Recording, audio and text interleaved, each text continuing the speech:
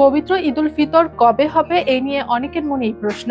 তবে জ্যোতির্বিজ্ঞান ভিত্তিক হিসেব অনুযায়ী এবার ঈদ হওয়ার সম্ভাবনার তারিখ জানিয়েছে আবহাওয়া অধিদপ্তর। আবহাওয়া অধিদপ্তরের তথ্য অনুযায়ী ১৯ মার্চ সন্ধ্যা ৭টা ২৩ অমাবস্যা শেষ হয়ে নতুন চাঁদের উদয় হবে।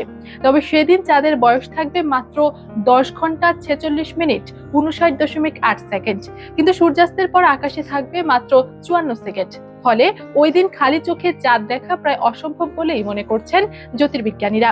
Which is the world-class cable brand? Walton Cables, নিরাপদ আগামী সংযোগ।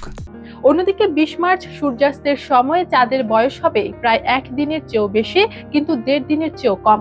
সেদিন সূর্যাস্তের পর চাঁদ আকাশে প্রায় ১ ঘন্টা বেশি সময় অবস্থান করবে। ফলে ওই দিন বাংলাদেশের আকাশে চাঁদ স্পষ্টভাবে দেখা যাওয়ার সম্ভাবনাই বেশি।